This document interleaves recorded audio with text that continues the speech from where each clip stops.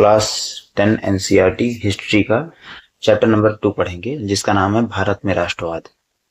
तो इस चैप्टर में भारत में राष्ट्रवाद कैसे फैला, किस प्रकार से मतलब भारत का इतिहास रहा है, मतलब तो उसी के बारे में विशेषकर राष्ट्रवाद पर मतलब भारत के अतीत के बारे में इस चैप्टर में बताया गया है। ठीक है, तो पहला टॉपिक आता है प्रथम विश्व युद्ध और भारत। तो भारत में राष्ट्रवाद के विकास पर प्रथम विश्व युद्ध 1914 से 1918 का बहुत प्रभाव पड़ा। युद्ध के दौरान ब्रिटिश सरकार ने भारत से सैनिक धन,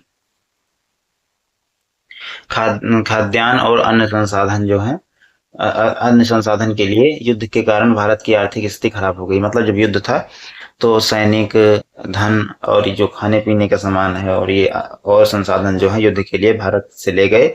इस प्रकार से जो है मतलब भारत पर जो है आर्थिक स्थिति जो है भारत की खराब हो गई और युद्ध के प्रभाव तो मतलब करों में वृद्धि हुई, वस्तुओं की कीमतें बढ़ गई। ठीक है, भारत में और गांवों में आर्थिक कठिनाइयां बढ़ी, सैनिकों की भर्ती बढ़ाई गई, फसलों की स्थिति प्रभावित हुई, कई क्षेत्रों में खाद्य संकट पैदा हुए और 1818 से 19 और 19 से और 1820 से 21 में फसल खराब होने और महामारियों के कारण स्थिति जो है और भी कठिन हो गई। ठीक है, इससे लोगों में विशेष ब्रिटिश शासन के प्रति असंतोष जो है बढ़ गया।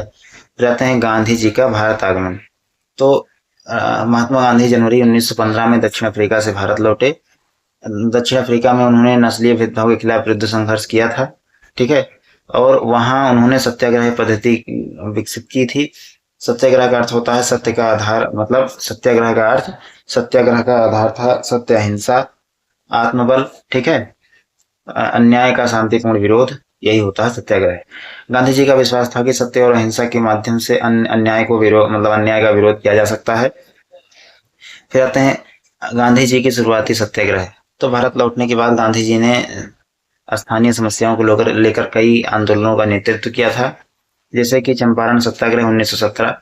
चंपारण बिहार में स्थित है। यहाँ के किसानों को नील की खेती करने के लिए मजबूर किया जाता था और गांधी जी ने किसानों की समस्या को समझने के लिए चंपारण का दौरा किया और किसानों के पक्ष में आंदोलन किया।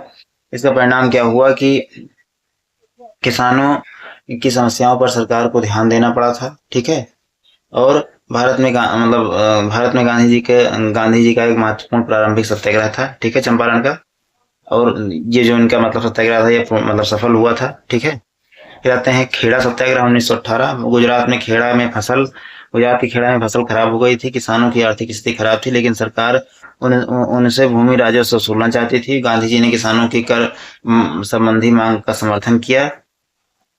उसके बाद अहमदाबाद मिल हड़ताल 1918। इसमें अहमदाबाद में कपड़ा मिल के मजदूरों और मालिकों के बीच मजदूरी को लेकर विवाद था। गांधी जी ने मजदूरों का समर्थन किया और सत्याग्रह और उपवास के माध्यम से विवाद को सुलझाने का प्रयास किया। फिर आते हैं रॉलेट एक्ट 1919। 1919 में ब्रिटिश सरकार ने रॉलेट एक्ट पारित किया और इस कानून ने सरकार को राजनीतिक गतिविधियों में शामिल होने और कठोर तरीके से गिरफ्तार करने और हिरासत में रखने की शक्ति दी। ठीक है, मतलब इस कानून में मेनली क्या था कि बिना किसी मतलब वजह के पुलिस जो है किसी को भी गिरफ्तार कर सकती थी। ठीक है, रॉलेट सत्याग्रह। तो इसका जो विरोध हुआ था रॉलेट सत्याग्रह, मतलब इसका भी विरोध गांधी जी ने किया था। तो भारतीय ने इसका व्यापक विरोध किया। गांधी जी ने इसके खिलाफ रॉलेट सत्याग्रह शुरू किया, जो अभी बता रहा था मैं। फिर आता है जलियांवाला बाग कांड। तो 13 अप्रैल 1919 को अमृतसर के जलियांवाला बाग में बड़ी संख्या में लोग एकत्र हुए थे। जब एकत्र हुए थे तो ब्रिगेडियर जनरल रेजिनाल्ड डायर ने सैनिकों को भीड़ पर गोली चलाने का आदेश दिया। इस घटना में बड़ी संख्या में लोग मारे गए और घायल हुए। इसका प्रभाव क्या हुआ? तो जलियांवाला बाग कांड की घटना पूरे भारत को झकझोर दिया। ब्रिटिश सरकार के प्रति लोगों का गुस्सा और बढ़ गया। और फिर आता है खिलाफत आंदोलन। प्रथम विश्व युद्ध के बाद खिलाफत का मुद्दा भारतीय राजनीति में महत्वपूर्ण बन गया।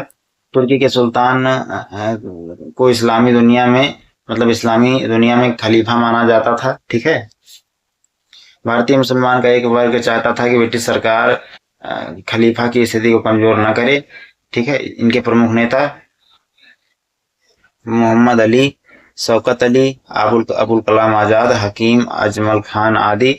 गांधी जी ने खिलाफत नेताओं के साथ मिलकर हिंदू मुस्लिम एकता को मजबूत करने का प्रयास किया था। फिर आता है असहयोग आंदोलन 1920। गांधी जी ने ब्रिटिश शासन के खिलाफ असहयोग आंदोलन शुरू किया। इसका उद्देश्य था ब्रिटिश शासन के मतलब साथ सहयोग समाप्त करके उसकी शक्ति को कमजोर करना। ठीक है। फिर गांधी जी का विचार था कि यदि भारतीय ब्रिटिश संस्थाओं के साथ सहयोग करना बंद कर दें, मतलब भारतीय लोग जो है ब्रिटिश संस्थाओं के साथ सहयोग करना बंद कर दें, तो ब्रिटिश शासन जो है कमजोर हो जाएगा, ऐसा उनका मानना था। फिर जो है असहयोग आंदोलन के कार्यक्रम, तो लोगों से कहा गया कि वे सरकारी स्कूलों का बहिष्कार करें, सरकारी कॉलेजों का बहिष्कार करें, अदालतों का बहिष्कार करें, सरकारी उपाधियां लौटाएं, विदेशी कपड़ों का बहिष्कार करें, स्वदेशी वस्तुओं को अपनाएं। कई स्थानों पर लोगों ने विदेशी कपड़ों की होली भी जलाई थी। ठीक है। और फिर आता है असहयोग आंदोलन और शहर। तो शहरों में विद्यार्थियों, शिक्षकों और वकीलों और अन्य लोगों ने आंदोलन में भाग लिया। कई विद्यार्थियों ने सरकारी शिक्षा संस्थान को छोड़ दिया, कई वकीलों ने अदालतों का बहिष्कार किया। लेकिन आंदोलनों की कुछ सीमाएं भी थी। राष्ट्रीय विद्यालय और कॉलेज सभी जगह पर्याप्त संख्या में नहीं, मतलब जो राष्ट्रीय विद्यालय थे और कॉलेज सभी जगह पर्याप्त संख्या में नहीं थे। इस कारण कुछ स्थानों पर लोगों के लिए आंदोलन में लंबे समय तक बने रहना कठिन था। ठीक है। फिर आते हैं असहयोग आंदोलन और ग्रामीण क्षेत्र। असहयोग आंदोलन ग्रामीण क्षेत्रों में भी पहुंचा। किसानों ने स्थानीय समस्याओं को राष्ट्रीय आंदोलन में जोड़ लिया, लेकिन अलग अलग क्षेत्रों में किसान आंदोलनों को अपनी स्थानीय परिस्थिति के अनुसार समझते थे। ठीक है। चाहते हैं अवध में किसान आंदोलन। तो अवध में किसानों की स्थिति कठिन थी। किसानों को ऊंचा लगान, बेगार, अन्य प्रकार के आर्थिक दबाव का सामना करना पड़ता था। फिर आता है बाबा रामचंद्र। उन्होंने अवध के किसानों को संगठित किया। किसानों ने लगान कम करने, बेगार समाप्त करने, जमींदारों के अत्याचार को रोकने की मांग की। ठीक है। फिर आता है आदिवासी आंदोलन। तो आदिवासी क्षेत्रों में भी राष्ट्रीय आंदोलन का प्रभाव पड़ा। विशेष रूप से आंध्र प्रदेश के गुड़ेम पहाड़ी क्षेत्र में आदिवासियों ने औपनिवेशिक वन कानून का विरोध किया। इस कानून ने उनके जंगलों में प्रवेश, पशु चराने, जंगल में संसाधन लेने के अधिकार को प्रभावित किया था। ठीक है। फिर आते हैं उल्लरी सीताराम राजू। तो गुड़ेम विद्रोह के प्रमुख नेता थे। ठीक है। उनका नाम उल्लरी नहीं, अल्लूरी सीताराम राजू था उनका नाम। ठीक है। मैंने उल्लरी पढ़ दिया था, माफ करिएगा। अल्लूरी सीताराम राजू। और उन्होंने गुड़ेम विद्रोह, जो गुड़ेम विद्रोह वहां का था, उनके प्रमुख नेता थे वो। उन्होंने आदिवासियों को संगठित किया। वे ब्रिटिश शासन के विरुद्ध सशस्त्र संघर्ष में विश्वास रखते थे। उन्होंने आदिवासियों की समस्याओं और औपनिवेशिक शासन के विरुद्ध संघर्ष में जुड़े थे वो। ठीक है। फिर आते हैं असहयोग आंदोलन की वापसी। तो चौरी चौरा घटना 1922। तो 5 फरवरी 1922 को उत्तर प्रदेश के चौरी चौरा में प्रदर्शनकारियों ने पुलिस के बीच हिंसक घटना हुई थी। इस घटना में पुलिसकर्मियों की मृत्यु हुई। गांधी जी अहिंसा सिद्धांत के प्रतिबद्ध थे, इसलिए उन्होंने असहयोग आंदोलन वापस ले लिया। यह निर्णय कई राष्ट्रवादियों के लिए निराशाजनक था। फिर आता है सबने अवज्ञा आंदोलन। असहयोग आंदोलन के बाद राष्ट्रीय आंदोलन कुछ समय के लिए अलग अलग गतिविधियों में बट गया। ठीक है। बाद में गांधी जी ने सबने अवज्ञा आंदोलन शुरू किया और इस आंदोलन का उद्देश्य था अन्यायपूर्ण कानूनों का शांतिपूर्ण ढंग से उल्लंघन करना। इस आंदोलन की शुरुआत नमक कानून के विरोध से हुई थी। कहते हैं नमक कानून क्यों? तो नमक ऐसी वस्तु थी जिसका उपयोग गरीब, अमीर, किसान, मजदूर, व्यापारी, ठीक है, व्यापारी सभी करते थे। ब्रिटिश सरकार ने नमक के उत्पादन और बिक्री पर नियंत्रण रखा हुआ था। नमक पर कर लगाया जाता था, इसलिए गांधी जी ने नमक आंदोलन को गांधी जी ने नमक को आंदोलन का प्रभावी प्रतीक बनाया। और फिर आता है दांडी मार्च 1930। तो 12 मार्च 1930 को गांधी जी ने साबरमती आश्रम से दांडी के लिए यात्रा शुरू की। उनके साथ स्वयंसेवकों का एक समूह था। 6 अप्रैल 1930 गांधी जी दांडी पहुंचे और नमक कानून तोड़ा। इस घटना को दांडी मार्च, ठीक है, नमक मार्च, नमक सत्याग्रह कहा जाता है। इसके बाद पूरे देश में सबने अवज्ञा आंदोलन फैल गया। सबने अवज्ञा आंदोलन में लोगों की भागीदारी, लोगों ने नमक कानून तोड़ा, विदेशी कपड़ों का बहिष्कार किया, शराब की दुकानों के सामने प्रदर्शन किया, करों का विरोध किया। और सरकारी संस्थाओं का बहिष्कार किया। कई संस्थानों पर महिलाओं ने भी सक्रिय रूप से भाग लिया।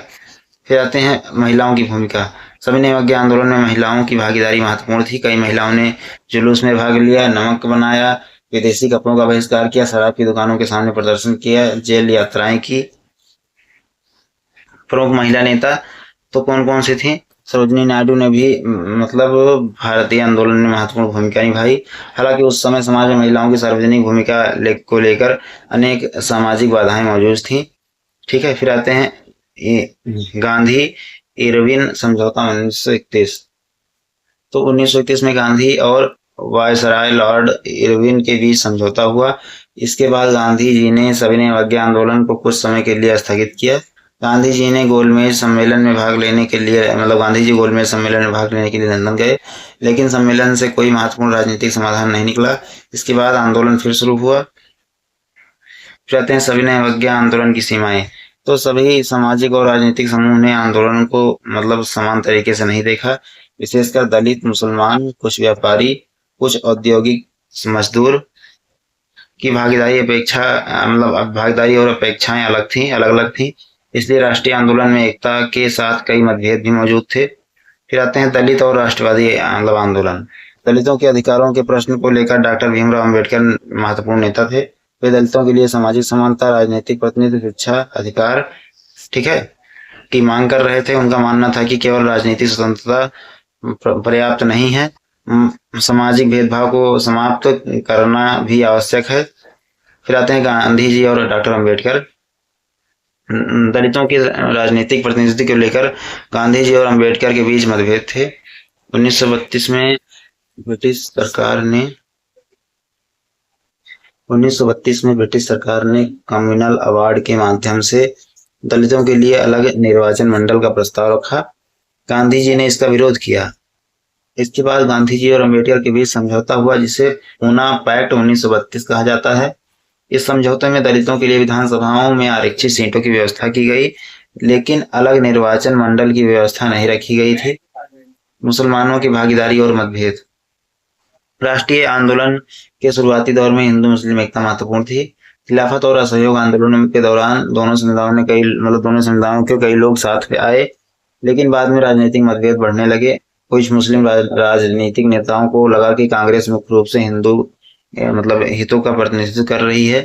दूसरी ओर कांग्रेस स्वयं को सभी भारतीय का राष्ट्रीय संगठन मानती थी।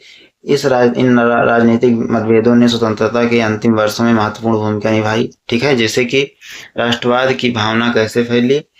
तो भारत में राष्ट्रवाद केवल राजनीतिक भाषणों से नहीं फैला, इसके लिए कई माध्यमों का प्रयोग किया गया। भारत माता की छवि, भारत माता को एक माता के रूप में चित्रित किया गया। ठीक है, रविन्द्रनाथ टैगोर ने भारत माता की प्रसिद्ध छवि बनाई। और फिर आते हैं लोकगीत और लोक कथाएं। तो राष्ट्रवादियों ने लोकगीत, लोक कथाएं, लोक परंपराएं एकत्र की। इसका उद्देश्य भारतीय संस्कृति और गौरव की भावना को मजबूत करना था। फिर आते हैं इतिहास की पुनर्व्याख्या। तो राष्ट्रवादी इतिहासकारों ने भारत के गौरवशाली अतीत को सामने लाने का प्रयास किया। उन्होंने प्राचीन सभ्यता, विज्ञान, कला, साहित्य स्थापत्य की उपलब्धियों पर जोर दिया। इसलिए लोगों में राष्ट्रीय गौरव की भावना बढ़ाने का प्रयास किया गया। ठीक है, जाते हैं राष्ट्रीय ध्वज। राष्ट्रीय आंदोलन के दौरान झंडे का भी महत्वपूर्ण स्थान था। झंडा एकता राष्ट्र स्वतंत्रता का प्रतीक बन गया। ठीक है, लोग जुलूसों और आंदोलनों में झंडे का उपयोग करते थे। जाते हैं राष्ट्रवाद की अवधारणा। तो भारतीय राष्ट्रवाद का विकास केवल अंग्रेजों के विरोध से नहीं हुआ। यह एक ऐसी प्रक्रिया थी जिसमें विभिन्न समूहों ने अपने अपने अनुभवों के आधार पर राष्ट्रीय आंदोलन में भाग लिया। किसानों के लिए लगान और जमींदारी की समस्या, मजदूरों के लिए कम मजदूरी और कम काम की स्थिति, व्यापारियों के लिए औपनिवेशिक आर्थिक नीतियां, आदिवासियों के लिए वन कानून और जंगलों पर अधिकार, महिलाओं के लिए सार्वजनिक जीवन में भागीदारी महत्वपूर्ण मुद्दे थे। ठीक है, फिर आते हैं भारत में राष्ट्रवाद की विशेषता। तो भारतीय राष्ट्रवाद की सबसे महत्वपूर्ण व्यवस्था यह थी कि इसमें अलग अलग वर्गों और समुदायों ने भाग लिया था, और लेकिन सभी की समस्याएं, मांगे, राजनीतिक अपेक्षाएं जो एक जैसी नहीं थी, इसलिए राष्ट्रीय आंदोलन में एकता और मतभेद दोनों दिखाई देते हैं। ठीक है, तो आशा करता हूँ आपको चैप्टर अच्छा लगा होगा। अच्छा लगा हो तो वीडियो को लाइक करें, चैनल को सब्सक्राइब करें। ठीक है, धन्यवाद।